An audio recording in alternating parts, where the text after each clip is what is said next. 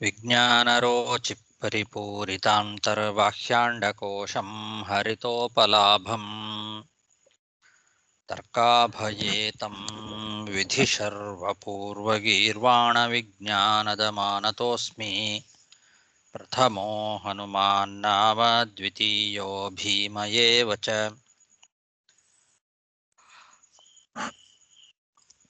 पूर्णप्रज्ञस्तृतीयस्तु भगवत्कार्यसाधकः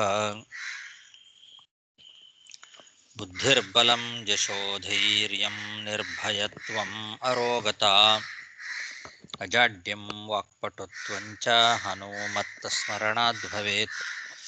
पृथ्वीमण्डलमध्यस्थाः पूर्णबोधमतानुगाः वैष्णवा विष्णुहृदयाः तान्नमस्ये गुरुन् मम। जन्माद्यस्य यतोऽन्वयादितरतश्चार्थेष्वभिज्ञस्वराट् तेने ब्रह्महृदाय आदिकवये मुह्यन्ति यं सूरयः। तेजो वारिमृदां यथा विनिमयो यत्र त्रिसर्गो मृषा धाम्ना स्वेन सदा निरस्तकुहकं सत्यं परं धीमहि। सृष्टिस्थित्यप्येहानियतिदृशितमो बन्धमोक्षाश्च यस्मात् अस्य श्रीब्रह्मरुद्रप्रभृतिसुरनरद्वीषशत्रुत्मकस्य विष्णोर्व्यस्ताः समस्ताः सकलगुणनिधिः सर्वदोषव्यपेतः पूर्णानन्दो व्ययो यो गुरुरपि परमः चिन्तयेतं महान्तं यं प्रव्रजन्तमनुपेतमपेतकृत्यं द्वैपायनो विरहकातर आजुहाव पुत्रेति तन्मयतया तरवोऽपि नेदुः तं सर्वभूतहृदयं मुनिमानतोऽस्मि।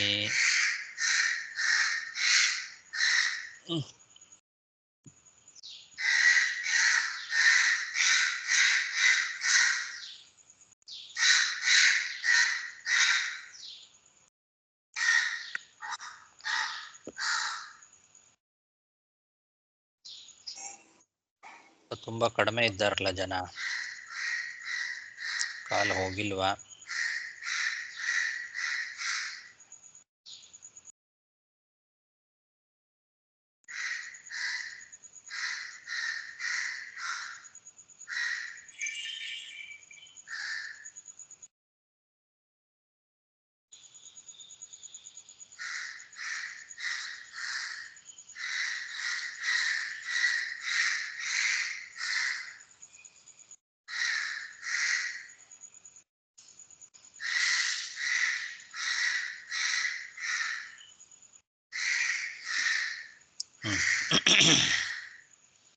ಶ್ರೀಗುರುಭ್ಯೋ ನಮಃ.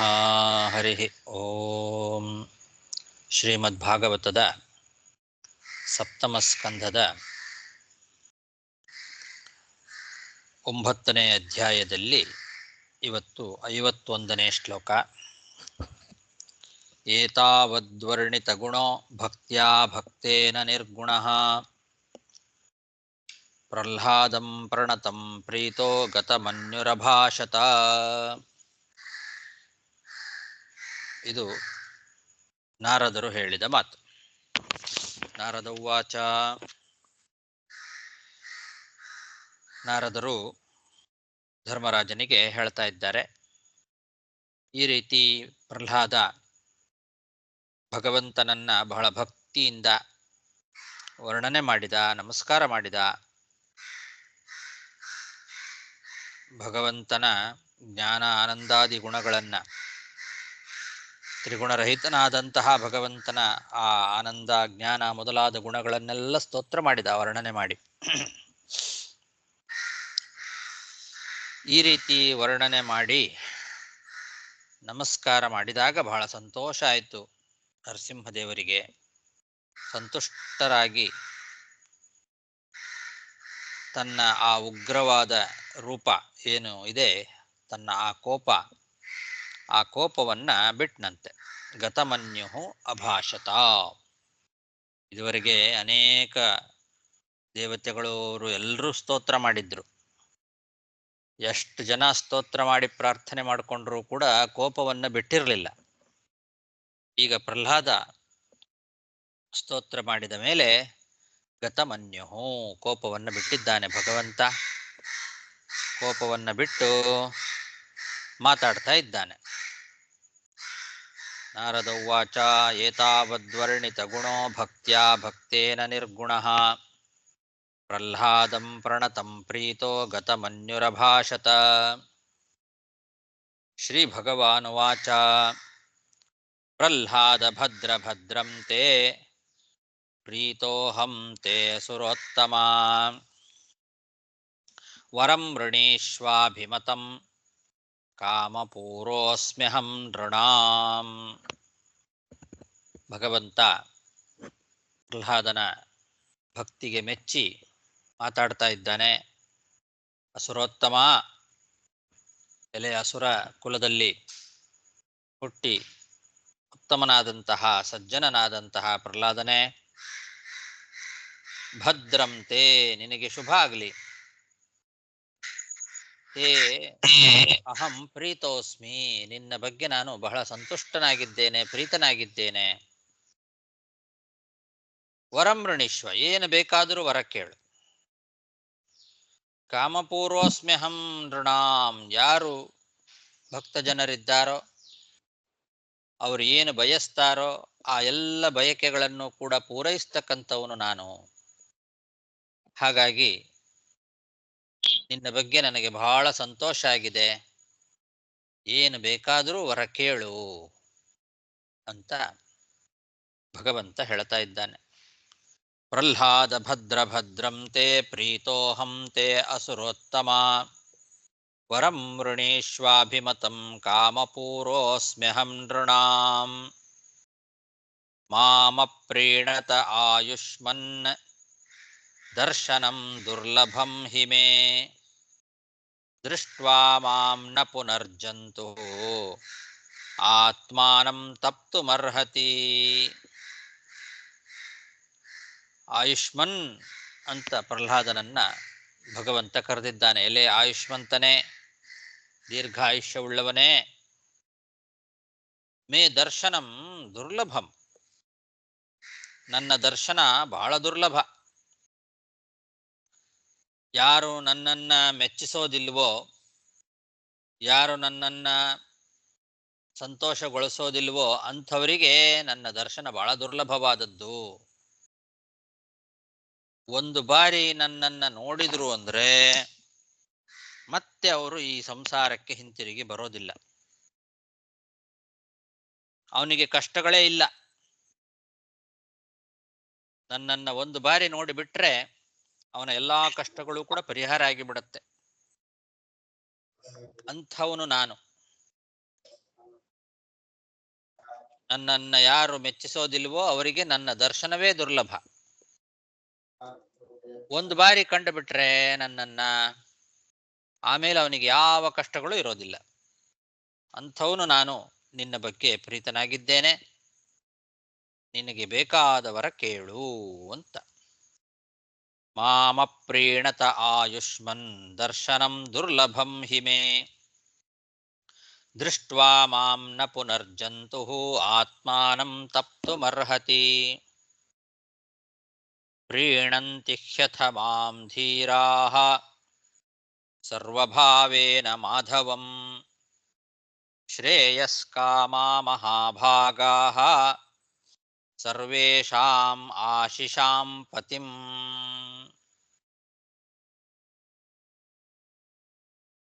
ಎಲ್ಲರೂ ನನ್ನನ್ನೇ ಭಕ್ತಿಯಿಂದ ಒಲಿಸ್ಕೊಳ್ತಾರೆ.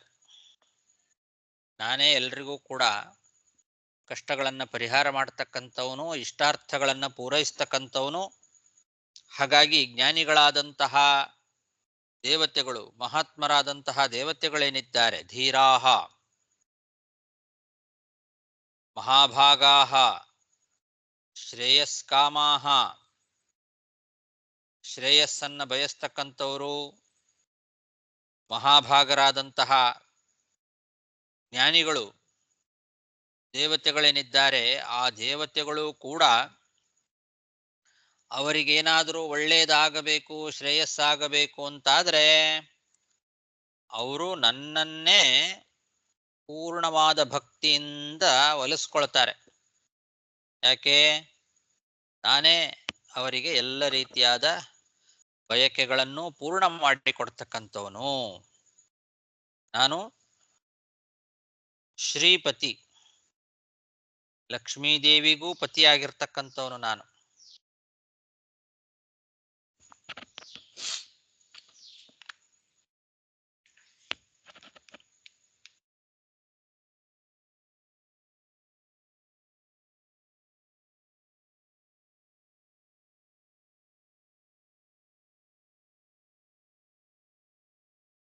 ಮಾಧವ ಅಂತಿದೆ.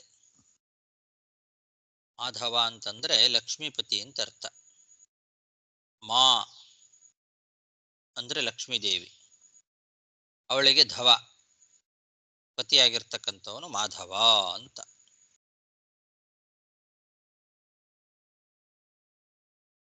ಅಥವಾ ಮಾಧವ ಅಂತಂದ್ರೆ ಅವನಿಗೆ ಮತ್ತೊಬ್ಬ ಒಡೆಯ ಇಲ್ಲ, ಪತಿ ಅಂತ ಅರ್ಥ. ಧವ ಅಂದ್ರೆ ಪತಿ ಅಂತ ಅರ್ಥ. ಮಾ ಅಂದ್ರೆ ಅವನಿಗಿಲ್ಲ, ಯಾರಿಲ್ಲ? ಧವ ಇಲ್ಲ, ಅವನಿಗೆ ಒಬ್ಬ ಒಡೆಯ ಇಲ್ಲ, ಎಲ್ರಿಗೂ ಅವನೇ ಒಡೆಯ. ಆದ್ರಿಂದಲೂ ಮಾಧವ. ಮಾ ಅಂದ್ರೆ ನವಿದ್ಯತೆ, ಧವಃ ಪತಿ ಯಸ್ಯ ಸಹ. ಯಾರಿಗೆ ಒಡೆಯನಿಲ್ಲವೋ, ಎಲ್ಲರಿಗೂ ಇವನೇ ಒಡೆಯನೋ, ಇನ್ನು ಮತ್ತೊಬ್ಬ ಒಡೆಯನಿಲ್ಲದೆ ಇರ್ತಕ್ಕಂಥವನು ಯಾರೋ ಅವನು ಮಾಧವ ಅಂತ. ಕೆಲವು ಕಡೆಗೆ ಸಾಧವಃ ಅಂತ ಕೂಡ ಪಾಠ ಇದೆ. ಸರ್ವಭಾವೇನ ಸಾಧವಃ ಅಂತ ಪಾಠ ಇದೆ. ಸಾಧವಃ ಅಂತಿದ್ರೆ ಸಜ್ಜನರು, ಧೀರಾಹ, ಜ್ಞಾನಿಗಳು ನನ್ನನ್ನೇ ಭಜನೆ ಮಾಡ್ತಾರೆ ಅಂತ ಅಷ್ಟೇ ಅರ್ಥ. ಧೀರಾಹ ಅನ್ನೋದಕ್ಕೆ ವಿಶೇಷಣವಾಗಿ ಇಟ್ಕೊಂಡ್ಬಿಡ್ಬೇಕು ಅವಾಗ ಸಾಧವಃ ಅಂತ ಅನ್ನೋದನ್ನ.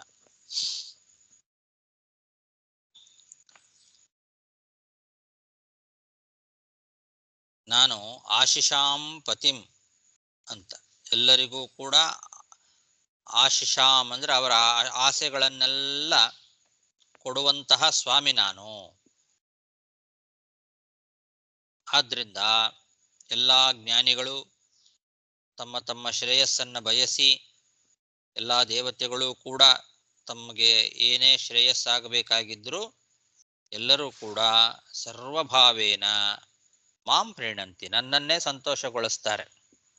ಅವರೆಲ್ಲರೂ ಕೂಡ ಪೂರ್ಣವಾದ ಭಕ್ತಿಯಿಂದ ನನ್ನನ್ನೇ ಒಲಿಸ್ಕೊಳ್ತಾರೆ. ಹಾಗಾಗಿ ನಾನು ನಿನಗೆ ಒಲಿದಿದ್ದೇನೆ, ನಿನಗೇನು ಬೇಕೋ ವರ ಕೇಳು, ನಿನ್ನ ಬಗ್ಗೆ ಸಂತುಷ್ಟನಾಗಿದ್ದೇನೆ, ಯಾವ ವರ ಬೇಕಾದರೂ ಕೇಳು ಅಂತ ಭಗವಂತ ಹೇಳ್ತಾ ಇದ್ದಾನೆ. ಹೀಗೆ 3 ಶ್ಲೋಕಗಳಲ್ಲಿ ಭಗವಂತನ ಮಾತುಗಳು.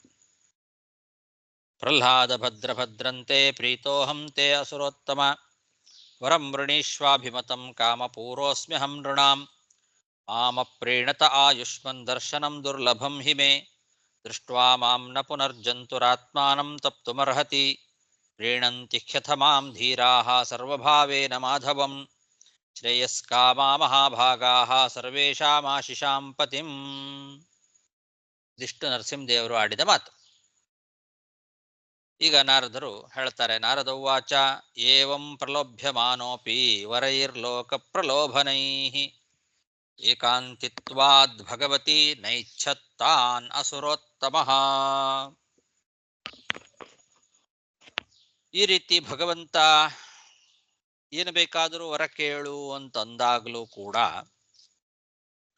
ಪ್ರಹ್ಲಾದ ಏನೂ ವರ ಕೇಳಲಿಲ್ಲ ಅಂತ ನಾರದರು ಧರ್ಮರಾಜನಿಗೆ ತಮ್ಮ ಪ್ರವಚನದಲ್ಲಿ ಹೇಳ್ತಾ ಇದ್ದಾರೆ. ಪ್ರಲೋಭಮಾನೋಪಿ ಅಂತ ಭಗವಂತ ಪ್ರಲೋಭನೆಗಳನ್ನ ಕೊಟ್ಟ. ಪ್ರಲೋಭ್ಯಮಾನೋಪಿ, ಭಗವಂತ ಆಸೆ ಹುಟ್ಟಿಸ್ತಾ ಇದ್ದಾನೆ.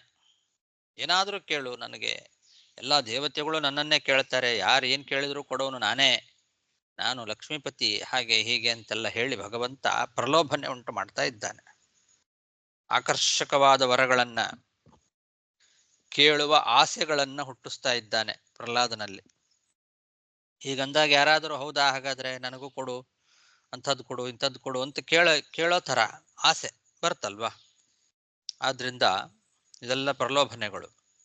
ಭಗವಂತನೇ ತಾನು ಸಾಕ್ಷಾತ್ ಹೇಳಿ ನನ್ನನ್ನ ಭಜನೆ ಮಾಡಿದವರು ಏನು ಬೇಕಾದರೂ ಪಡಿತಾರೆ. ನಾನು ಸಂತುಷ್ಟನಾಗೋದೇ ಅವರಿಗೆ ವರಗಳನ್ನ ಕೊಡ್ಲಿಕ್ಕೋಸ್ಕರ. ಎಲ್ಲರೂ ನನ್ನನ್ನೇ ಭಜನೆ ಮಾಡ್ತಾರೆ. ನನ್ನನ್ನು ಒಂದು ಸಲ ಕಂಡ್ರೆ ಆಮೇಲೆ ಅವರಿಗೆ ಕಷ್ಟಗಳೇ ಇರೋದಿಲ್ಲ. ಎಲ್ಲಾ ದೇವತೆಗಳು ನನ್ನನ್ನೇ ಒಲಿಸ್ಕೊಳ್ತಾರೆ ಅದಕ್ಕೋಸ್ಕರ ಅಂತ ಹೀಗೆಲ್ಲ ಎಷ್ಟು ಪ್ರಲೋಭನೆಗಳನ್ನ ಪ್ರಹ್ಲಾದನ ಮುಂದೆ ಭಗವಂತ ಇಟ್ಟರೂ ಕೂಡ, ಆಸೆ ಹುಟ್ಟಿಸ್ಲಿಕ್ಕೆ ಎಷ್ಟು ಪ್ರಯತ್ನ ಮಾಡಿದರೂ ಕೂಡ ಇವನಿಗೆ ಏನೂ ಫಲದ ಆಸೆ ಬರಲೇ ಇಲ್ಲ.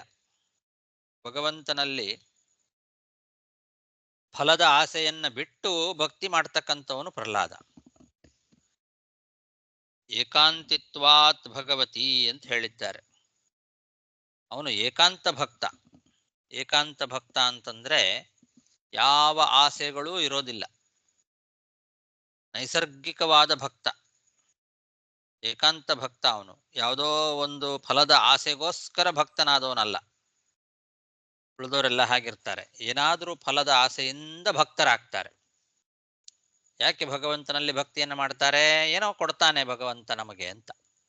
ಅವನಲ್ಲಿ ಭಕ್ತಿಯನ್ನ ಮಾಡಿದ್ರೆ ನಮಗೆ ಅಂಥದ್ದು ಇಂಥದ್ದು ಸಿಗತ್ತೆ, ನಮಗೆ ಒಳ್ಳೇದಾಗತ್ತೆ, ಅಂಥದ್ದನ್ನ ಕೊಡುವವನು ಭಗವಂತ ಅನ್ನೋ ಕಾರಣದಿಂದ ಭಕ್ತಿ ಮಾಡ್ತಾರೆ.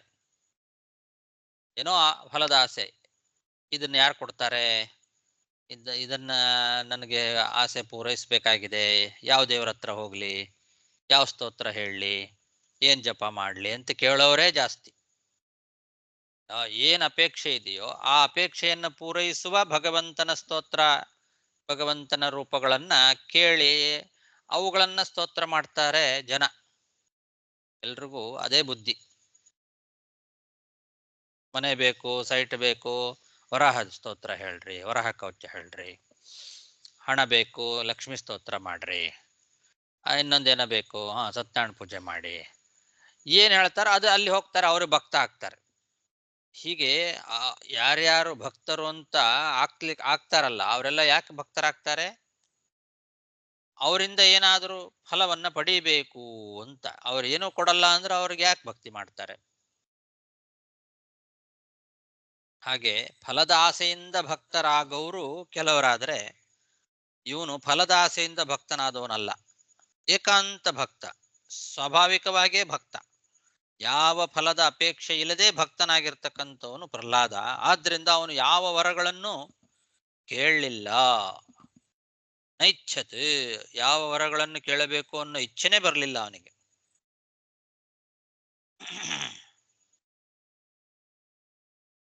ಅಂತ ನಾರದರು ಪ್ರಹ್ಲಾದನ ಬಗ್ಗೆ ಹೇಳ್ತಾ ಇದ್ದಾರೆ. ಏಕಾಂತ ಭಕ್ತ ಪ್ರಹ್ಲಾದ ಅಂತ. ಏವಂ ಪ್ರಲೋಭ್ಯಮಾನೋಪಿ ವರೈರ್ಲೋಕ ಪ್ರಲೋಭನೈಃ ಏಕಾಂತಿತ್ವಾದ್ ಭಗವತಿ ನೈಚ್ಛತ್ತಾನ್ ಅಸುರೋತ್ತಮಃ ಇತಿ ಶ್ರೀಮದ್ಭಾಗವತೆ ಮಹಾಪುರಾಣೆ ವೈಯಾಸಿಕ್ಯಾಂ ಸಪ್ತಮಸ್ಕಂಧೇ ನವಮೋಧ್ಯಾಯಃ. ಶ್ರೀಕೃಷ್ಣಾರ್ಪಣಮಸ್ತು. ಇಲ್ಲಿಗೆ ಸಪ್ತಮಸ್ಕಂಧದಲ್ಲಿ 9 ಅಧ್ಯಾಯಗಳು ಮುಗಿತು. ಸಪ್ತಮಸ್ಕಂಧದ 10ನೇ ಅಧ್ಯಾಯ ಇದೇ ಕಥೆಯನ್ನೇ ಮತ್ತೆ ಮುಂದುವರಿಸ್ತದೆ. ಶ್ರೀ ಗುರುಭ್ಯೋ ನಮಃ. ಹರಿ ಓಂ. ನಾರದ ಉವಾಚ ಭಕ್ತಿಯೋಗಸ್ಯ ತತ್ಸರ್ವಂ ಅಂತರಾಯತಯಾರ್ಭಕಃ ಮನ್ಯಮಾನೋ ಹೃಷೀಕೇಶಂ ಸ್ಮಯಮಾನವುವಾಚಃ. ನಾರದ ಮಹರ್ಷಿಗಳು ತಮ್ಮ ಪ್ರವಚನವನ್ನು ಮುಂದುವರಿಸ್ತಾ ಹೇಳ್ತಾ ಇದ್ದಾರೆ ಧರ್ಮರಾಜನಿಗೆ, ಪ್ರಹ್ಲಾದ ಏನೂ ವರ ಕೇಳಲಿಲ್ಲ ಅಂತ ಹಿಂದಿನ ಅಧ್ಯಾಯದ ಕೊನೆಯ ಶ್ಲೋಕದಲ್ಲಿ ಹೇಳಿದರು. ಯಾಕೆ ಭಗವಂತನತ್ರ ಬಂದಾಗ ಭಗವಂತನತ್ರ ಯಾವ ವರಗಳನ್ನು ಕೇಳಲಿಲ್ಲ ಪ್ರಹ್ಲಾದ ಅಂದ್ರೆ, ಆ ಎಲ್ಲಾ ವರಗಳು ಕೂಡ ಭಕ್ತಿಯೋಗಕ್ಕೆ ವಿಘ್ನಗಳನ್ನ ಉಂಟು ಮಾಡ್ತಾವೆ ಅಂತ ತಿಳ್ಕೊಂಡಿದ್ದ ಅವನು. ತತ್ಸರ್ವಂ ಅಂತರಾಯತಯಾ, ಅಂತರಾಯಗಳು, ವಿಘ್ನಗಳವೆಲ್ಲ. ಏನೇ ವರಗಳನ್ನ ಕೇಳಿಕೊಂಡ್ರೂ ಕೂಡ ಆ ವರಗಳು ಏನ್ ಮಾಡ್ತವೆ, ನಮ್ಮನ್ನ ಭಕ್ತಿಗಿಂದ ದೂರ ತಳ್ತಾವೆ. ಭಕ್ತಿಗೆ ಭಕ್ತಿ ಯೋಗಕ್ಕೆ ವಿಘ್ನಗಳನ್ನ ಉಂಟು ಮಾಡ್ತಕ್ಕಂಥವುಗಳವೆಲ್ಲ ಭಕ್ತಿಯೋಗಸ್ಯ ಅಂತರಾಯತಯ. ಭಕ್ತಿ ಯೋಗಕ್ಕೆ ಅಂತರಾಯಗಳು, ವಿಘ್ನ ತರ್ತಕ್ಕಂಥವುಗಳು, ತೊಂದರೆ ಮಾಡ್ತಕ್ಕಂಥವುಗಳು. ಏನಾದ್ರೂ ಫಲ ಪಡ್ಕೊಂಡ್ವ್ಯೋ ಭಕ್ತಿ ಕಡಿಮೆ ಆಗ್ಬಿಡ್ತದೆ. ಭಕ್ತಿ ಯೋಗಕ್ಕೆ ವಿಘ್ನಗಳನ್ನ ತರ್ತಕ್ಕಂಥವುಗಳಾದ್ದರಿಂದಲೇನೆ ಅದು ಗೊತ್ತಿತ್ತು ಅವನಿಗೆ, ಮನ್ಯಮಾನಃ ಅಂತ. ಅದು ಗೊತ್ತಿತ್ತಾದ್ರಿಂದ ಅವನು ಏನೂ ವರಗಳನ್ನ ಕೇಳಲಿಲ್ಲ. ನಗುತ್ತಾ ಭಗವಂತನಿಗೆ ಮುಂದಿನ ಮಾತುಗಳನ್ನ ಹೇಳಿದ್ನಂತೆ. ಸ್ಮಯಮಾನಃ, ಭಗವಂತ ಏನಾದ್ರೂ ವರ ಕೇಳು ಅಂದದ್ದಕ್ಕೆ ನಗು ಬಂತಂತೆ ಪ್ರಹ್ಲಾದನಿಗೆ. ನಗುತ್ತಾ ಸ್ಮಯಮಾನಃ ಉವಾಚ, ಮುಂದಿನ ಮಾತುಗಳನ್ನ ನಗುತ್ತಾ ಹೇಳ್ತಾ ಇದ್ದಾನೆ.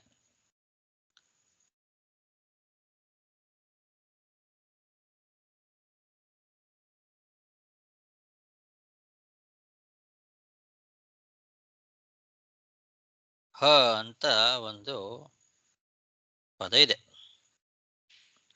ಹ ಅನ್ನೋದು ಹೇತು ಅನ್ನೋ ಅರ್ಥದಲ್ಲಿ ಅಂತ ವಿಜಯಧ್ವಜ ತೀರ್ಥರು ಬರೀತಾರೆ. ವಯಸಾ ಅರ್ಭಕಃ ನತು ಜ್ಞಾನೇನ ಇತ್ಯೇತದ್ ವಿಶೇಷ ಪ್ರಕಾಶನಾಯ ಹ ಇತಿ ವಿಶೇಷಣಂ ಅಂತ. ಒಂದೊಂದು ಅಕ್ಷರಕ್ಕೂ ಕೂಡ ಬಹಳ ಅರ್ಥಗಳಿರ್ತವೆ.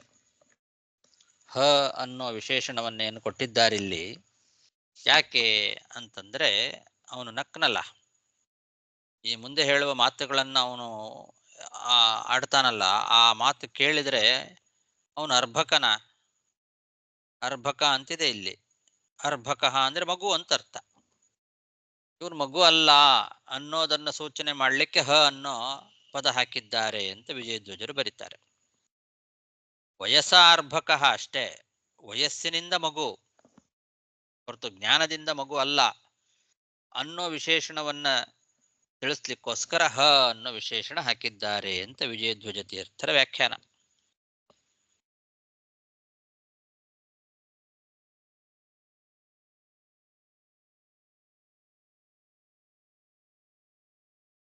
ಇವರು ಸತ್ಯಧರ್ಮ ತೀರ್ಥರು ಏನ್ ಬರೀತಾರೆ ಅಂದ್ರೆ ಹ ಅನ್ನೋದಕ್ಕೆ, ಇವನೇನು ನಕ್ನಲ್ಲ, ಇದರಿಂದ ಗೊತ್ತಾಗ್ತದೆ ಅವನು ಒಳಗಿನಿಂದಲೂ ಮತ್ತು ಹೊರಗಿನಿಂದಲೂ ದುಃಖಿತನಾಗಿದ್ದ ಅನ್ನೋದು. ಅವನಿಗೆ ದುಃಖ ಇತ್ತು, ಭಗವಂತನನ್ನತ್ರ ವರ ಕೇಳು ಅಂತ ಇದ್ದಾನಲ್ಲ ಅಂತ ಆ ದುಃಖ ಅನ್ನೋದು ಒಳಗಿತ್ತು. ಶೋಚನ್ ಇತ್ಯರ್ಥ ಅಂತ ಅವರು ಬರೀತಾರೆ.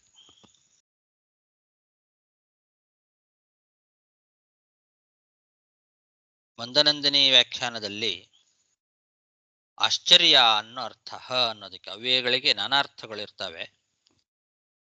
ಅರ್ಭಕಸ್ಯಾಪಿ ಏತಾದೃಶಂ ದಾರ್ಢ್ಯಂ ಆಶ್ಚರ್ಯಂ ಇತಿ ಹ ಇತ್ಯನೇನ ಆಹ ಅಂತ.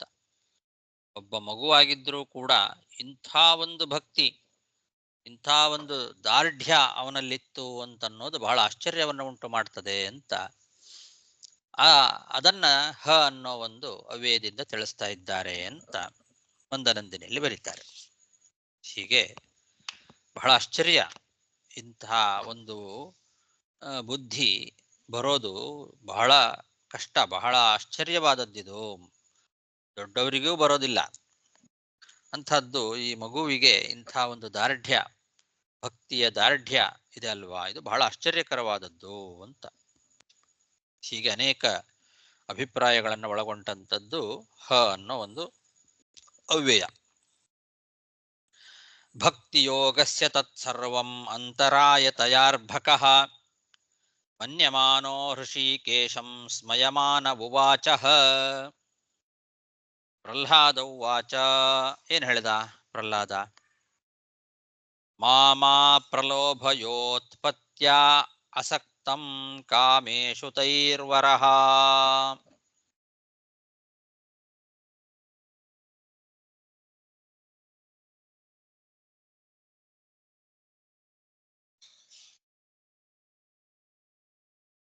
ಆಸಕ್ತಂ ಅಂತ ಬಿಡಿಸ್ಕೊಳ್ಬೇಕು. ಮಾಮಾ ಪ್ರಲೋಭಯೋತ್ಪತ್ತ್ಯಾಸಕ್ತಂ ಕಾಮೇಷು ತೈರ್ವರಃ.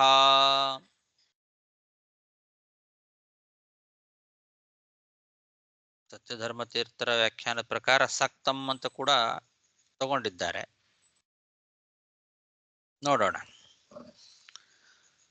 ತತ್ಸಂಗಭೀತೋ ನಿರ್ವಿಣ್ಣೋ ಮುಮುಕ್ಷುಸ್ತ್ವಾಮುಪಾಶ್ರಿತಃ.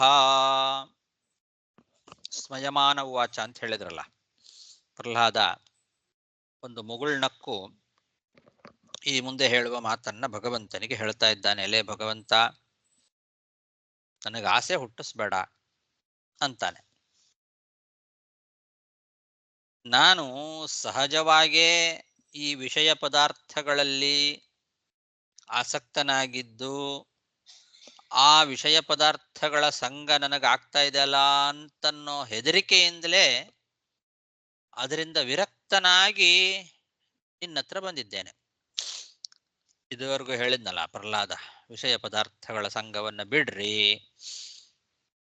ಎಲ್ಲಾ ಜ್ಞಾನಿಗಳು ಬಿಡ್ತಾರೆ, ಅದು ಒಳ್ಳೇದಲ್ಲ, ಕಂಡು ಯನೇನ ಕರೆಯೋರಿವ ದುಃಖ ದುಃಖಂ ಅಂತ ಹೀಗೆಲ್ಲ ಉಪದೇಶ ಮಾಡಿದ್ದಾನೆ. ಅದನ್ನ ನೋಡಿದ್ರೆ ಗೊತ್ತಾಗ್ತದೆ. ಈ ಸಂಸಾರದಿಂದ ಹೆದರೇ ನಾನು ನಿನ್ನ ಹತ್ರ ಬಂದಿದ್ದೇನೆ. ವಿಷಯ ಪದಾರ್ಥಗಳ ಆಸಕ್ತಿ ಬರ್ತಾ ಬರ್ತಾ ಬರ್ತಾ ಜಾಸ್ತಿ ಆಗ್ತದಲ್ಲ ಅಂತ ಅದರಿಂದ ಹೆದರಿ ತತ್ಸಂಗ ಭೀತಃ, ಅವುಗಳ ಸಂಪರ್ಕದ ಹೆದರಿಕೆಯಿಂದ ನಿರ್ವಿಣ್ಣನಾಗಿ ವಿರಕ್ತಿಯಿಂದ ನಿನ್ನತ್ರ ಮೋಕ್ಷವನ್ನ ಅಪೇಕ್ಷಿಸಿ ಮುಮುಕ್ಷುಹು ತ್ವಾಮುಪಾಶ್ರಿತ, ಇದೆಲ್ಲ ಬೇಡ ನನಗೆ ಅಂತ ಅವುಗಳ ಮೇಲೆ ವೈರಾಗ್ಯದಿಂದ ಮೋಕ್ಷವನ್ನ ಬಯಸಿ ನಾನು ನಿನ್ನತ್ರ ಬಂದಿದ್ದೇನೆ. ತಿರುಗಿ ಮತ್ತೆ ನನ್ನನ್ನ ಆ ವಿಷಯ ಪದಾರ್ಥಗಳ ಆಸೆಯನ್ನ ಹುಟ್ಟಿಸಿ ಅದನ್ನು ಕೊಡ್ತೇನೆ ಇದನ್ನು ಕೊಡ್ತೇನೆ ಅಂತ ಅದರ ಬಗ್ಗೆ ಆಸೆ ಹುಟ್ಟಿಸಿ ಮತ್ತೆ ಸಂಸಾರಕ್ಕೆ ಎಳಿಲಿಕ್ಕೆ ನೋಡ್ಬೇಡ. ನನಗೆ ಅದರ ಬಗ್ಗೆ ಆಸೆಯನ್ನ ಹುಟ್ಟಿಸ್ಲೇ ಬೇಡ ಅಂತಾನೆ. ಮಾಮಾ ಪ್ರಲೋಭಯ, ಮತ್ತೆ ಮತ್ತೆ ಪ್ರಲೋಭನೆಗಳನ್ನ ಉಂಟು ಮಾಡಬೇಡ, ನನಗೆ ಆಸೆ ಹುಟ್ಟಿಸ್ಬೇಡ. ಅದ್ರ ಬಗ್ಗೆ ವಿಷಯ ಪದಾರ್ಥಗಳ ಆಸೆಯನ್ನ ನನಗೆ ಹುಟ್ಟಿಸ್ಬೇಡ. ಅದನ್ನು ಕೊಡ್ತೇನೆ ಇದನ್ನು ಕೊಡ್ತೇನೆ ಅಂತ ಹೇಳಿ ಮತ್ತೆ ವಿಷಯ ಪದಾರ್ಥಗಳ ಆಸೆ ಯಾಕೆ ಹುಟ್ಟಿಸ್ತಿದೀ? ಬೇಡ ನನಗೆ. ಅದರಲ್ಲಿ ಆಸಕ್ತಿಯಿಂದ ಅದನ್ನ ಪಡೆದು ಅದರಿಂದ ವೈರಾಗ್ಯವನ್ನ ಸಂಪಾದನೆ ಮಾಡಿ ಅದರಿಂದ ಹೆದರಿ ಅದರ ಮೇಲೆ ವೈರಾಗ್ಯ ಬಂದು ಮೋಕ್ಷ ಅಪೇಕ್ಷೆಯಿಂದ ನಾನು ಬಂದಿದ್ದೇನೆ ಇವಾಗ ಅಂತ. ಆಸಕ್ತಂ ಅಂತ ಇಟ್ಕೊಂಡ್ರೆ ಲೋಕವೃತ್ತಿ ಪ್ರದರ್ಶನ ಮಾಡಲಿಕ್ಕೆ ಅಂತ ಇಟ್ಕೊಳ್ಬೇಕು. ವಿಜಯಧ್ವಜ ತೀರ್ಥರು ಲೋಕವೃತ್ತಾಂತ ಪ್ರದರ್ಶನ ಪರಂ ಅಂತ ಬರೆದು ಬಿಡ್ತಾರೆ. ಆಸಕ್ತಂ ಅಂದ್ರೆ ತಾನು ಆಸಕ್ತನಾಗಿದ್ದಾನೆ ಅಂತ ಅರ್ಥ ಅಲ್ಲ. ವಿಷಯ ಪದಾರ್ಥಗಳಲ್ಲಿ ಆಸಕ್ತರಾಗಿರ್ತಕ್ಕಂತಹ ಜನರನ್ನ ನೋಡಿ ಹೆದರಿ ಅವನು ಈ ರೀತಿ ಮಾತಾಡಿದ್ದು ಅಂತ ಹಾಗೆ ಅಭಿಪ್ರಾಯ. ಹಿಂದೆ ಅದನ್ನು ಹೇಳಿದ್ದಾನ ಅವನು. ನನಗೇನು ಭಯ ಇಲ್ಲ, ನನಗೆ ಈ ಸಂಸಾರಿಗಳು ಇದ್ದಾರಲ್ಲ ನನ್ನ ಸ್ನೇಹಿತರು, ಅವ್ರನ್ನ ನೋಡಿ ಭಯ ಆಗಿದೆ ನನಗೆ, ನಿನ್ನನ್ನು ನೋಡಿ ನನಗೇನು ಭಯ ಇಲ್ಲ ಅಂತ ಹಿಂದೆ ಒಂದ್ಸಲ ಪ್ರಹ್ಲಾದನೆ ಹೇಳಿರೋದ್ರಿಂದ ಇಲ್ಲಿ ಆಸಕ್ತಂ ಅನ್ನೋದಕ್ಕೆ ತಾನು ಆಸಕ್ತನಾಗಿದ್ದ ವಿಷಯ ಪದಾರ್ಥಗಳಲ್ಲಿ ಅಂತ ಇಟ್ಟುಕೊಳ್ಬಾರ್ದು. ಲೋಕ ವೃತ್ತಾಂತ ಪ್ರದರ್ಶನ, ಲೋಕದಲ್ಲಿ ಆ ರೀತಿ ಇದೆ, ಎಲ್ಲರೂ ಆಸಕ್ತರಾಗಿರ್ತಾರೆ.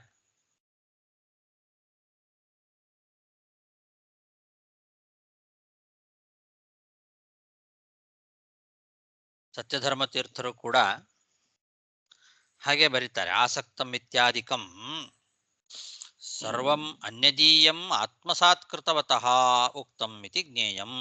ಬೇರೆಯವರ ಅಭಿಪ್ರಾಯವನ್ನ ತನ್ನ ಅಭಿಪ್ರಾಯ ಅನ್ನುವಂತೆ ಹೇಳೋದಿದು ಆತ್ಮಸಾತ್ಕೃತ್ವ. ಅನ್ಯದೀಯ, ಅದು ತಂದಲ್ಲ. ಉಳಿದವರು ಬೇರೆಯವರು ಈ ವಿಷಯ ಪದಾರ್ಥಗಳಲ್ಲಿ ಆಸಕ್ತರಾಗಿದ್ದಾರೆ, ಅದನ್ನ ತನ್ನದನ್ನಾಗಿ ಮಾಡಿಕೊಂಡು ಹೇಳೋದು. ಈ ಥರದ್ದು ಅನೇಕ ಸ್ತೋತ್ರಗಳನ್ನು ನಾವು ನೋಡ್ತೇವೆ. ನಾನು ಮಹಾಪಾಪಿ, ಬ್ರಹ್ಮದೇವರೇ ಆಡುವಂತಹ ಮಾತುಗಳಿದ್ದಾವೆ. ಪಾಪೋಹಂ ಪಾಪಕರ್ಮಾಹಂ ಪಾಪಾತ್ಮ ಪಾಪ ಸಂಭವ ಅಂತೆಲ್ಲ ದೊಡ್ಡ ದೊಡ್ಡ ದೇವತೆಗಳು ನಾನು ಪಾಪಿ, ನಾನು ಪಾಪದಿಂದ ಹುಟ್ಟಿದವನು, ನನ್ನನ್ನು ರಕ್ಷಣೆ ಮಾಡು ಅಂತೆಲ್ಲ ಅನ್ನೋದು ನಮ್ಮ ಪರವಾಗಿ. ಅದೆಲ್ಲ ನಾವು ಹೀಗೆ ಸ್ತೋತ್ರ ಮಾಡಬೇಕು ಅನ್ನೋದನ್ನ ತಿಳಿಸ್ಲಿಕ್ಕೆ ಆತ್ಮಸಾತ್ಕೃತ್ವ ದೇವತೆಗಳು ನಮ್ಮ ಪರವಾಗಿ ಆ ರೀತಿ ಸ್ತೋತ್ರ ಮಾಡ್ತಾರೆ. ವಾದಿರಾಜರ ಅನೇಕ ಶ್ಲೋಕಗಳನ್ನ ಸ್ತೋತ್ರಗಳನ್ನ ನಾವು ನೋಡ್ತೇವೆ. ಅಲ್ಲೆಲ್ಲ ಹೀಗೆ ಬರ್ತದೆ. ಅವ್ರ ಪಾಪಿಗಳು, ಅವ್ರು ಪಾಪ ಮಾಡಿದ್ದಾರೆ, ಅವ್ರ ಕಷ್ಟದಲ್ಲಿದ್ದಾರೆ ಅಂತ ಅರ್ಥ ಅಲ್ಲ. ಹಾಗೆ ಇಲ್ಲಿ ಪ್ರಹ್ಲಾದ ಬೇರೆಯವರ ಅಭಿಪ್ರಾಯವನ್ನ ತನ್ನ ಅಭಿಪ್ರಾಯ ಅನ್ನುವಂತೆ ಹೇಳ್ತಾನೆ. ತತ್ಸಂಗ ಭೀತಃ ಅಂತ. ಅವನಿಗೆ ಭಯ ಇಲ್ಲ ನಿಜ ಹೇಳಬೇಕು ಅಂದ್ರೆ. ಆದರೂ ಆಸಕ್ತಂ, ಆ ವಿಷಯ ಪದಾರ್ಥಗಳಲ್ಲಿ ಆಸಕ್ತರಾಗಿ ಅವುಗಳಿಂದ ಹೆದರಿ, ಅವುಗಳ ಸಂಘಕ್ಕೆ ಹೆದರಿ ಭೀತನಾಗಿ ನಾನು ಈಗ ನಿನ್ನ ಹತ್ರ ಬಂದಿದ್ದೇನೆ ಅಂತನ್ನೋದು ಮತ್ತೊಬ್ಬರ ಅಭಿಪ್ರಾಯವನ್ನ ತನ್ನ ಅಭಿಪ್ರಾಯ ಅಂತನ್ನೋ ರೀತಿಯಲ್ಲಿ ಮಾಡಿ ಹೇಳೋದು. ಹಾಗಾಗಿ ಪುನಃ ನನಗೆ ಈ ವಿಷಯ ಪದಾರ್ಥಗಳ ಆಸಕ್ತಿಯನ್ನು ಹುಟ್ಟಿಸಿ ಪ್ರಲೋಭನೆಗಳನ್ನ ಉಂಟು ಮಾಡಬೇಡ, ಅದರ ಬಗ್ಗೆ ಮುಮುಕ್ಷುವಾಗಿ ನಾನಿನ್ನ ಹತ್ರ ಬಂದಿದ್ದೇನೆ. ಹೀಗಿರುವಾಗ ಪುನಃ ನನಗೆ ವಿಷಯ ಪದಾರ್ಥಗಳ ಆಸೆಯನ್ನು ಹುಟ್ಟಿಸಬೇಡ ಅಂತ ಹೀಗೆ ಪ್ರಹ್ಲಾದ ಭಗವಂತನ ಹತ್ರ ಹೇಳ್ತಾ ಇದ್ದಾನೆ. ಮಾಮಾ ಪ್ರಲೋಭಯೋತ್ಪತ್ಯ ಆಸಕ್ತಂ ಕಾಮೇಶು ತೈರ್ವರಃ ತೈರ್ವರೈಹಿ ತತ್ಸಂಗಭೀತೋ ನಿರ್ವಿಣ್ಣೋ ಮುಮುಕ್ಷುಸ್ತ್ವಾಂ ಉಪಾಶ್ರಿತಃ.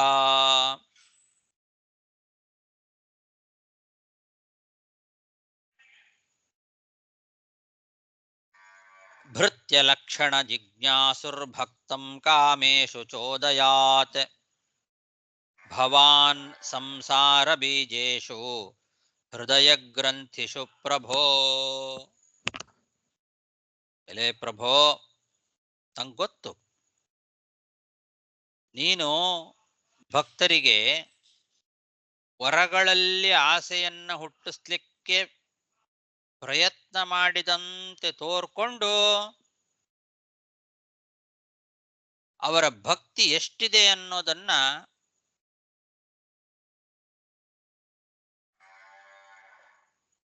ಪರೀಕ್ಷೆ ಮಾಡ್ತಿದ್ದೀನಿ. ನೀನು ಭಕ್ತಿ ಅವನಿಗೆ ದೃಢವಾಗಿ ಇದೆಯೋ ಇಲ್ವೋ ಅನ್ನೋದನ್ನ ಪರೀಕ್ಷೆ ಮಾಡ್ತಿದ್ದಿ. ಅದಕ್ಕೋಸ್ಕರ ವರ ಕೇಳು ಅಂತಿದೆ. ಭಕ್ತರು ಹೇಗಿರಬೇಕು ಅನ್ನೋದನ್ನ ಜಗತ್ತಿಗೆ ತಿಳಿಸ್ಬೇಕಾಗಿದೆ ನೀನು. ಅದಕ್ಕೋಸ್ಕರ ನಿಜವಾದ ಭಕ್ತ ಏನು ವರ ಕೇಳು ಒಂದಂದ್ರೂ ಕೂಡ ಕೇಳೋದಿಲ್ಲ ನೋಡ್ರಿ ಅನ್ನೋದನ್ನ ಜಗತ್ತಿಗೆ ತಿಳಿಸ್ಬೇಕಾಗಿದೆ. ಅದಕ್ಕೋಸ್ಕರ ಆ ಭಕ್ತರ ಭಕ್ತಿಯ ದಾರ್ಢ್ಯವನ್ನ ಪರೀಕ್ಷೆ ಮಾಡಿ, ಆ ಪರೀಕ್ಷೆಯಲ್ಲಿ ಗೆದ್ದಂತಹ ವ್ಯಕ್ತಿ ಭಕ್ತ ಹೇಗಿರ್ತಾನೆ ಜಗತ್ತಿನಲ್ಲಿ ನೋಡ್ರಿ ಅಂತ ಭಕ್ತರ ಲಕ್ಷಣವನ್ನ ಲೋಕಕ್ಕೆ ತಿಳಿಸ್ಬೇಕು ಅನ್ನೋ ಉದ್ದೇಶದಿಂದ ನನಗೆ ನೀನು ವರ ಕೇಳು ವರ ಕೇಳು ಅಂತ ಆದೇಶ ಮಾಡ್ತಾ ಇದ್ದಿ, ಗೊತ್ತು ನನಗೆ ಅಂತಾನೆ. ಭೃತ್ಯ ಲಕ್ಷಣ ಜಿಜ್ಞಾಸು ಭಕ್ತಂ ಕಾಮೇಶು ಚೋದಯಾತ್. ಭೃತ್ಯ ಅಂದ್ರೆ ಒಬ್ಬ ಭಗವಂತನ ನಿಜವಾದ ಭಕ್ತ. ಅವನ ಲಕ್ಷಣ ಏನು ಅಂತ ಜಗತ್ತಿಗೆ ಗೊತ್ತಾಗಬೇಕು. ನಿಜವಾದ ಭಕ್ತ ಹೇಗಿರ್ತಾನೆ ಅಂತನ್ನೋದು ಜಗತ್ತಿಗೆ ಗೊತ್ತಾಗಬೇಕು. ಅದಕ್ಕೋಸ್ಕರ ಭಕ್ತಂ, ನಿಜವಾದ ಭಕ್ತರನ್ನ ನೀನು ಶೋಧನೆ ಮಾಡ್ತಿದ್ದಿ, ಕೇಳು ವರ ಕೇಳು ಅಂತ ಅವರ ಮೇಲೆ ಆಸೆಯನ್ನ ಹುಟ್ಟಿಸಿ ಅವರಿಗೆ ನಿಜವಾದ ಭಕ್ತಿಯಲ್ಲಿ ಎಷ್ಟು ದಾರ್ಢ್ಯ ಇದೆ ಅನ್ನೋದನ್ನು ಪರೀಕ್ಷೆ ಮಾಡ್ತಿದೆ. ಈ ಸಂಸಾರ ಬಂಧನಕ್ಕೆ ಕಾರಣವಾದಂತಹ ಬಯಕೆಗಳವೆಲ್ಲ, ಅವುಗಳನ್ನ ಕೊಡ್ತೇನೆ ಕೊಡ್ತೇನೆ ಅಂತ ಹೇಳಿ ಅವರಿಗೆ ಆಸೆ ತೋರಿಸಿ ಆಮೇಲೆ ಅವರು ಬೇಡ ಅಂತ ಅದನ್ನ ನಿರಾಕರಣೆ ಮಾಡಿ ಭಕ್ತಿಯನ್ನು ಮಾತ್ರ ಬೇಡಿದಾಗ ನಿಜವಾದ ಭಕ್ತ ಇವನು, ಹೀಗಿರ್ತಾರೆ ನಿಜವಾದ ಭಕ್ತರು ಅನ್ನೋದನ್ನ ಲೋಕಕ್ಕೆ ನೀನು ತಿಳಿಸ್ಬೇಕಾಗಿದೆ. ಅದಕ್ಕೋಸ್ಕರ ನನಗೆ ನೀನು ವರ ಕೇಳು ಅಂತ ಇದ್ದಿ ಅಷ್ಟೇ. ಪ್ರಲೋಭನೆಗಳನ್ನು ಉಂಟು ಮಾಡ್ತಾ ಇದ್ದಿ, ನನಗೆ ಗೊತ್ತು ನನಗೆ. ಭೃತ್ಯ ಲಕ್ಷಣ ಜಿಜ್ಞಾಸುರ್ಭಕ್ತಂ ಕಾಮೇಶು ಚೋದಯಾತ್ ಭವಾನ್ ಸಂಸಾರ ಬೀಜೇಶು ಹೃದಯ ಗ್ರಂಥಿಷು ಪ್ರಭೋ.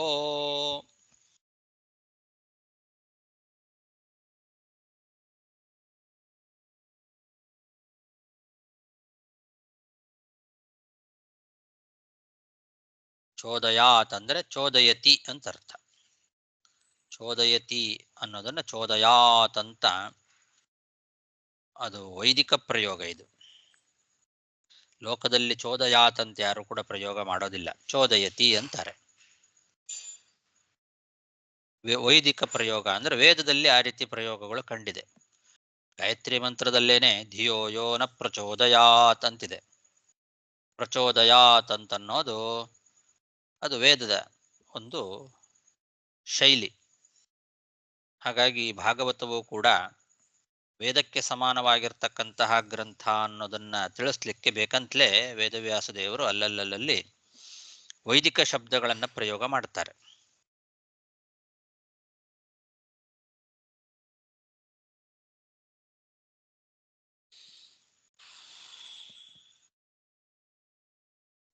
ಹಾಗಾಗಿ ಚೋದಯಾತ್ ಅಂದ್ರೆ ಚೋದಯತಿ ಅನ್ನೋ ಅಭಿಪ್ರಾಯ. ಭಗವಂತ ಕಾಮೇಶು ಚೋದಯತಿ, ವಿಷಯ ಪದಾರ್ಥಗಳ ಬಗ್ಗೆ ಅಪೇಕ್ಷೆ ಹುಟ್ಟಿಸ್ತಾನೆ. ವಿಷಯ ಪದಾರ್ಥಗಳ ಅಪೇಕ್ಷೆಯನ್ನು ಹುಟ್ಟಿಸುವಂತಹ ಮಾತುಗಳನ್ನು ಆಡ್ತಾನೆ. ಯಾಕೆ? ಪರೀಕ್ಷೆ ಮಾಡಲಿಕ್ಕೆ ಅಂತ ಅರ್ಥ. ಭಕ್ತರ ಲಕ್ಷಣವನ್ನ ಜಗತ್ತಿಗೆ ತಿಳಿಸಿಕೊಡ್ಲಿಕ್ಕೆ ಅಂತ ಅರ್ಥ. ಈಗ ವರ ಕೊಡ್ತೇನೆ ನಾನು, ಎಲ್ಲ ದೇವತೆಗಳು ನನ್ನನ್ನೇ ವರಕ್ಕೋಸ್ಕರ ಭಜನೆ ಮಾಡ್ತಾರೆ, ಒಲಿಸ್ಕೊಳ್ತಾರೆ, ನೀನು ಏನಾದ್ರೂ ವರ ಕೇಳು ಅಂತ ಭಗವಂತ ಈ ರೀತಿ ಹೇಳಿದಾಗ ಭಗವಂತನ ಮಾತು ಯಾವತ್ತೂ ಸುಳ್ಳಾಗೋದಿಲ್ಲ. ಮೋಸ ಮಾಡ್ಲಿಕ್ಕೋಸ್ಕರ ಭಗವಂತ ಯಾವತ್ತೂ ಮಾತಾಡೋದಿಲ್ಲ. ಹಾಗಿರುವಾಗ ಇದು ಯಾಕೆ ಭಗವಂತನ ಮಾತಿಲ್ಲಿ ಸುಳ್ಳಾಯ್ತಲ್ಲ ಅಂತ ವೇದದಲ್ಲಿ ಅಜಸ್ಯಾವಕ್ರಚೇತಸಃ ಅಂತ ಒಂದು ಮಾತಿದೆ. ಭಗವಂತನ ಮಾತು ವಿಪ್ರಲಂಬಕ ಅಲ್ಲ ಅಂತ ವಿಜಯಧ್ವಜ ತೀರ್ಥರು ಅದನ್ನ ಸೂಚನೆ ಮಾಡ್ತಾ ಇದ್ದಾರೆ. ಭಗವಂತ ಯಾವತ್ತೂ ಕೂಡ ಮೋಸ ಮಾಡುವ ಮಾತುಗಳನ್ನು ಆಡೋದಿಲ್ಲ, ವಿಪ್ರಲಂಬಕವಾದ ಮಾತುಗಳನ್ನು ಭಗವಂತ ಯಾವತ್ತೂ ಆಡೋದಿಲ್ಲ ಅಂತ ವೇದದಲ್ಲಿ ಹೀಗಿದೆ. ನೀನು ಮತ್ತ್ಯಾಕಿಂತ ಮಾತಾಡ್ತಾ ಇದ್ದಿ ಅಂತಂದ್ರೆ ಹೀಗೆ ಅಭಿಪ್ರಾಯ ಅದಕ್ಕೆ ಅಂತ ವಿವರಣೆ ಕೊಡ್ತಾ ಇದ್ದಾನೆ ಪ್ರಹ್ಲಾದ. ಭಗವಂತನ ಮಾತಿನ ಮೇಲೆ ವಿಶ್ವಾಸ ಇಡಬಾರ್ದು ಅಂತ ಅರ್ಥ ಅಲ್ಲ. ಭೃತ್ಯರ ಲಕ್ಷಣವನ್ನ ತೋರಿಸ್ಲಿಕ್ಕೆ ಜಗತ್ತಿಗೆ ಭಗವಂತ ಚೋದನೆ ಮಾಡ್ತಾನೆ.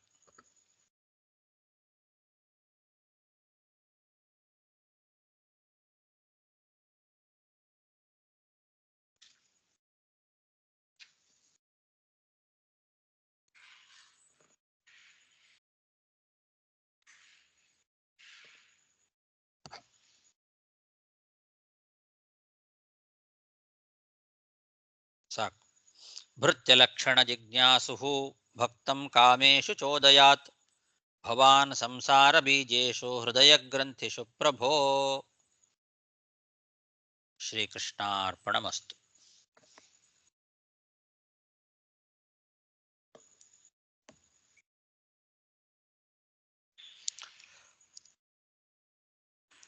ಆಚಾರ್ಯ, ನಮಸ್ಕಾರ. ಹಿಂದಿನ ಶ್ಲೋಕದಲ್ಲಿ ಮಂದನಂದನಲ್ಲಿ ಒಂದು ಹೇಳುವಾಗ ಇದು ಒಂದು ಅನುಚಿತತ್ವಾತನ ಹೇಳಿ ಒಂದು ತರ ನಿಂದನ ತರ ಇದೆ. ಅದು ಹೇಗೆ ಯಾಕೆ ಹೇಳಬೇಕು? ಅವರು ಮಂದನಂದನಲ್ಲಿ ಉಚಿತ ಅಲ್ಲ ಅಂತ ತರ ಹೇಳಿದ್ದಾರೆ. ನಮಸ್ಕಾರ. ವಸ್ತುತೋ ವಿರಕ್ತಃ ಪ್ರಹ್ಲಾದಃ ತತ್ಸಂಗಭೀತತ್ವಾಚ್ಚ ಪುನಸ್ತತ್ಸಂಗೋಪದೇಶೋ ಅನುಚಿತಃ ಅಂತ. ವಸ್ತುತಃ ವೈರಾಗ್ಯವುಳ್ಳಂತಹ ಪ್ರಹ್ಲಾದ ಆ ವಿಷಯ ಪದಾರ್ಥಗಳ ಸಂಬಂಧದಿಂದ ಹೆದರಿದವನಾಗಿ ಅವನು ಇದ್ದಾನೆ. ಹೀಗಿರುವಾಗ ಪುನಃ ಅದರ ಸಂಪರ್ಕವನ್ನು ಉಪದೇಶ ಮಾಡೋದು ಉಚಿತ ಅಲ್ವಲ್ಲ ಅಂತ ಪ್ರಶ್ನೆ ಮಾಡಿಕೊಂಡು ಅದಕ್ಕೆ ತತ್ಸಂಗ ಭೀತೋ ನಿರ್ವಿಣ್ಣ ಅಂತ. ಹೌದು, ನಾನು ಅದರ ಸಂಪರ್ಕದಿಂದ ಭೀತನಾಗೇ ಇಲ್ಲಿಗೆ ಬಂದಿದ್ದೇನೆ ಅಂತ ಹೇಳ್ತಾ ಇದ್ದಾನೆ. ಹಾಗೆ ಹೇಳಿದ್ರೆ ಆಚಾರ್ಯ, ಅದು ಅನುಚಿತವಾದ ಮಾತನ್ನು ಹೇಳಿದ್ರೆ ಈ ಶ್ಲೋಕದಲ್ಲಿ ಬಂದು ಅದು ಒಂದು ಭೃತ್ಯನ ಬಂದು ಸಂಶೋಧನೆ ಮಾಡ್ತಾನೆ, ಅದು ಬರುತ್ತೆ ಅಲ್ಲವಾ? ಅದಕ್ಕೂ ಉತ್ತರ ಆಗತ್ತೆ ಅದು. ಓಕೆ, ಯಾಕಂದ್ರೆ ಇವರು ಸತ್ಯಧರ್ಮ ತೀರ್ಥರು ಪತನಾದಲ್ಲಿ ಹಿಂದಿನ ಶ್ಲೋಕ ಅಂತ ಹೇಳಿಲ್ಲ, ಆ ಪ್ರಯೋಗ ಮಾಡಿಲ್ಲ. ಅದಕ್ಕೋಸ್ಕರ ಅದು ಕ್ವಶನ್ ಬಂತು. ಅಲ್ಲ, ಈ ಶ್ಲೋಕಕ್ಕೂ ಕೂಡ ಮಂದನಂದಿ ನಂದಿಯಲ್ಲಿ ಅದೇ ಅನುಚಿತ ಪೀಠಿಕೆ ಕೊಡ್ತಾರೆ. ಅದು ಅನುಚಿತ ಅದನ್ನ ಹಾಕಿದ ಅದೇ ಅದೇ ಪದ ಪ್ರಯೋಗ ಅನುಚಿತಂ ಮಾಡಿದ್ದಾರೆ. ಪ್ರಲೋಭನಂ ಕುತೋ ಹರಿ ಕೃತವಾನ್. ಹಾಗಾದ್ರೆ ಅನುಚಿತ ಅಂತ ಆದ್ರೆ ಯಾಕೆ ಆ ರೀತಿ ಪ್ರಲೋಭನೆ ಮಾಡಿದ ಭಗವಂತ ಅಂತ ಪ್ರಶ್ನೆ ಮಾಡಿಕೊಂಡೇ ಈ ಶ್ಲೋಕವನ್ನ ಅವತರಣಕ್ಕೆ ಕೊಡ್ತಾರೆ. ಓಕೆ ಓಕೆ, ಅವ್ರ ಶೈಲಿ ಅಂತ ಇರಬಹುದು. ಹಾಗೆ ತಾನೆ. ಈಗ ನಿಜವಾಗ್ಲೂ ಇವನು ವೈರಾಗ್ಯದಿಂದ ಬಂದಿದ್ದಾನೆ, ಮತ್ತೆ ಇವನಿಗೆ ಪ್ರಲೋಭನೆಯನ್ನು ಕೊಡೋದು ಸರಿ ಅಲ್ವಲ್ಲ? ಭಗವಂತ